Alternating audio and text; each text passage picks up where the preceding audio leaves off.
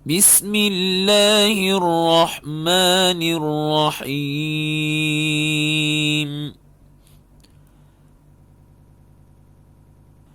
تبارك الذي بيده الملك وهو على كل شيء قدير الذي خلق الموت والحياة ليبلوكم أيكم أحسن عملا وهو العزيز الغفور.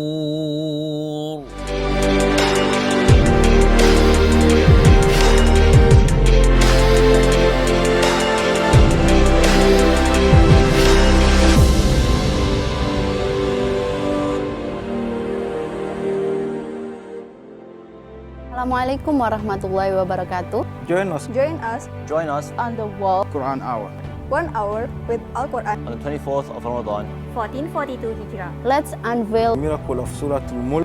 read, Understand? apply. On 24 Ramadan 1442 Hijriah.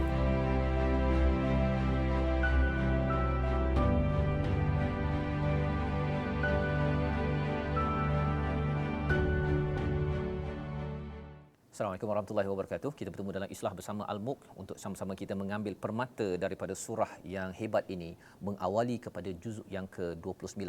Dalam surah ini ayat 28 Allah menyatakan, Qul ara'aytum in ahlakani Allahu wa man ma'iya aw rahimana faman yujirul kafirina min adabin alim. Katakanlah wahai Muhammad, tahukah kamu jika Allah mematikan aku dan orang-orang yang bersamaku atau memberi rahmat kepada kami, maka kami akan masuk syurga, lalu siapa yang dapat melindungi orang-orang kafir daripada azab yang pedih. Ini adalah satu pertanyaan, ya, satu soalan, jawapan dalam bentuk soalan kepada orang-orang yang ingkar kepada Allah Subhanahu Wa Taala. Kerana mereka memandang kepada Nabi ini sebagai selikih, sebagai hina, pengikutnya adalah orang-orang hamba yang tidak elit seperti mereka. Bila mereka memandang rendah kepada Nabi sallallahu alaihi wasallam dan pengikutnya, maka pada waktu ini ketika Nabi mendapat surah Al-Mulk, Nabi bersemangat kerana backupnya bukan manusia tetapi daripada pencipta mati dan hidup, sebagai satu sumber kekuatan yang memberi semangat pada Nabi. Sehingga kan diajarkan bagaimana untuk menyikapi kepada orang-orang yang memandang rendah kepada orang-orang yang bersama dengan iman. Diajarkan dalam ayat ini, kalau Allah hancurkan kamu atau menyelamatkan kami, siapa yang boleh menyelamatkan kamu? Ya, Nabi amat confident, diajarkan pada sahabat, diajarkan kepada kita kalau kita berada di atas kebaikan, ya, sebenarnya atas kebaikan ini tanda rahmat sampai pada kita, rahmat yang sama akan menyelamatkan kita sampai ke akhirat. Tetapi kalau ia bukan atas dasar kebaikan, kita rasakan bahawa aku tak kisah nak ikut Allah ke tak ikut ke, nak tunjuk baik konon, sebenarnya orang ini sebenarnya sedang meminta halak ataupun kerosakan, kemusnahan daripada Allah Subhanahu Wa Taala, maka sebenarnya binasa itu siapa lagi yang dapat elakkan, siapa yang dapat selamatkan lagi? Itu sebabnya apakah mindset kita daripada ayat 28 ini? Jika kita buat kebaikan, kita sedang meminta rahmat daripada Allah. Jika kita dapat buat kebaikan, sebenarnya Allah sedang memberi rahmat dan kita respon pada rahmat tersebut. Tetapi kalau Allah bagi kita suruh buat baik, kita kata tak apalah ya Allah, malaslah nak baca Quran, tak apalah ya Allah, malaslah, alah penatlah, alah muda lagi lah.